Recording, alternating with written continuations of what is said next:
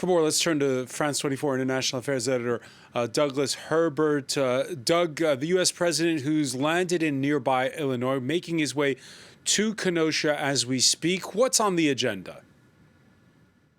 What's on the agenda is exactly what the White House has outlined in its strategy to put a hard focus on law and order, the theme that dominated the Republican National Convention.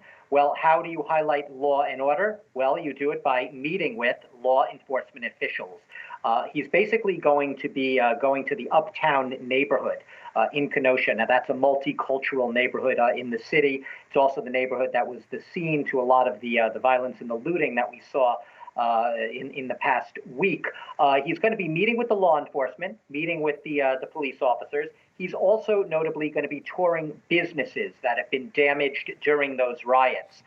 Once again, putting a focus on those who were the victims, as the Trump campaign and his allies would like you to see it, in the Republicans, of a radical far-left mob dominated by a dark far-left agenda that has been out of control in another Democratic-led city. And he wants to highlight that unless you reelect Donald Trump and you reelect a president like him who's going to protect law enforcers, protect police officers, be on their side, you're going to see these out-of-control mobs, these far-left radical mobs, as Donald Trump describes them, agitators, looters, rioters, coming to a community near you soon.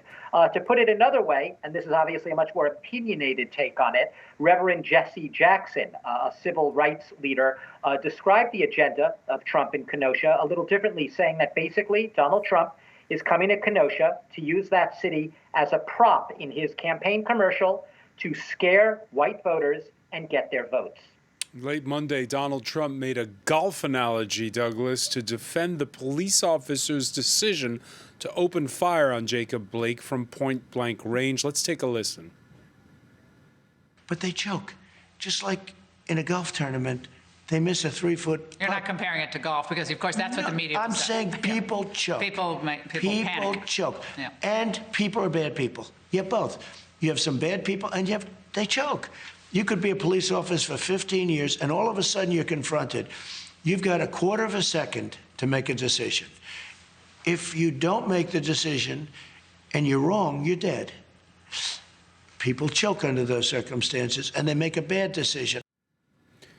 Now, Douglas, for many watching outside of the United States, that statement can seem outrageous. But could it be a winning ticket to re-election, this kind of talk? It absolutely could be a winning ticket. Not only could, but the polls right now suggest that this very sharp, as some would call it, incendiary rhetoric coming from Donald Trump, this very polarizing and divisive rhetoric coming down heavily on the side of the police and not really even giving a passing nod to the protesters, who he doesn't acknowledge are peaceful. He doesn't distinguish between peaceful protesters and those who are violently rioting. The polls suggest a tightening race in the battleground states, of which Wisconsin, Kenosha is in a state, Wisconsin, which is one of the three main battlegrounds, along with Michigan and Pennsylvania, Joe Biden's home state where he was born.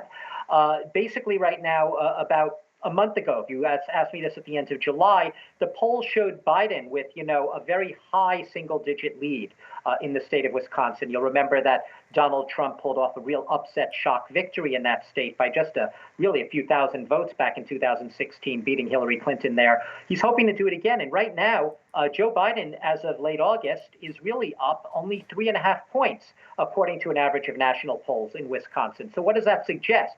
It suggests, well, something paradoxical. While some polls show that Wisconsin voters themselves are not too happy about the way Donald Trump has handled the protests, with perhaps less than a third, 30 to 35%, saying that they actually think he thought he did a bad job handling them. At the same time, they show that the security rhetoric is working. Remember, this law and order theme that he is playing, his campaign is counting on to sort of salvage this re-election effort for him, It's been around a long time, Francois. It's been around since Ronald Reagan. It's been around since Richard Nixon. They drew on the law and order slogan. They drew on the tough on crime. They drew even on the war on crime slogans. Donald Trump has transformed that slogan and made it a lot more virulent. He's rebranded it in a way, and there's a lot more at stake, you might say, in the way he's playing this strategy right now. Could it work for him? Yes, and the polls suggest it is working for him, which is why he has decided to go to Kenosha, ignoring the pleas of local officials, the governor and the mayor of Kenosha himself, please, almost imploring him, pleading with him, please do not come here. Your presence here will hinder more than help our healing effort. All right, 2 months and 2 days to go until Election Day in the United States. Douglas Herbert, many thanks for that update.